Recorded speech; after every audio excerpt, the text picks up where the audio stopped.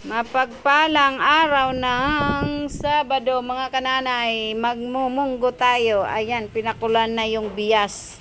Magmunggo tayo mga kananay, at kahapon hindi ako nakapagmunggo dahil ang ulam namin kahapon ay sinigang sa miso na talakitak.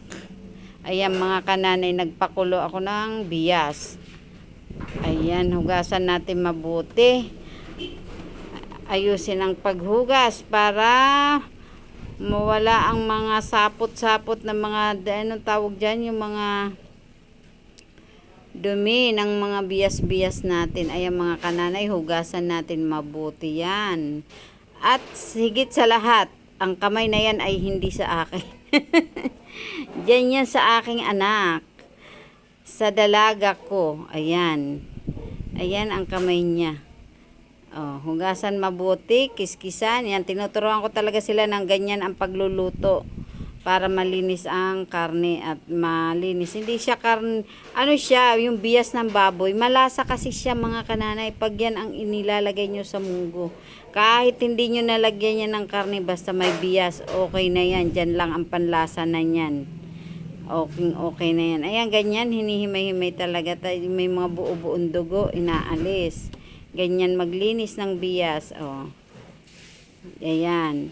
Mga kananay, kailangan natin magtiyaga at para maging maayos ang pagpapakain natin sa ating mga pamilya.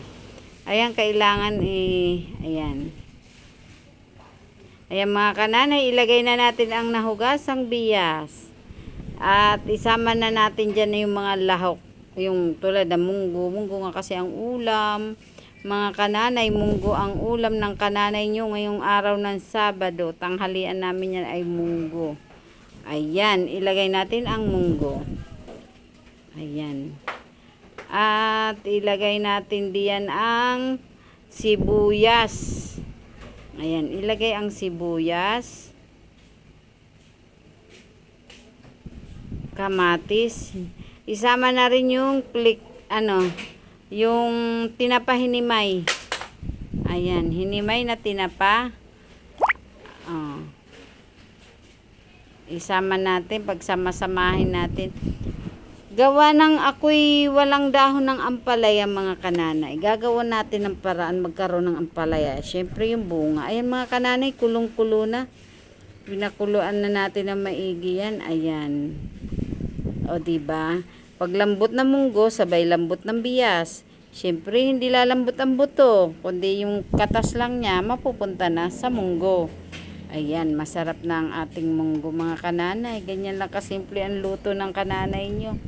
Di na natin pahirapan pa sarili natin. Oh, wala nang gisa-gisa, doro-diretso na. Pagkulo, oh. At lagyan natin ng, ayan na kananay. Ilagay na natin ang malunggay. Nilagyan niya ng ampalaya, bunga. Hindi lang na videohan. Ayan mga kananay. Luto na yan. At ilalagay na yung ating masustansyang gulay. Sa lahat ng gulay yan ang pinakamasustansyang malunggay. Ayan mga kananay. Salamat sa panunood. Hanggang dyan na lang yan mga kananay. At yan ay ating isang kulo lang yan mga kananay ha. Yang malunggay wag natin i-overcook. Ayan. Pagka niyan tatakpan at siya na kainan na. At hindi naman pa kami makakain at kanya-kanya paggulay, kanya-kanyang takas. Salamat mga kananay, pero wala silang magagawa. Walang maglulutong iba. Yan lang. Salamat mga kananay. Hanggang dyan na lang.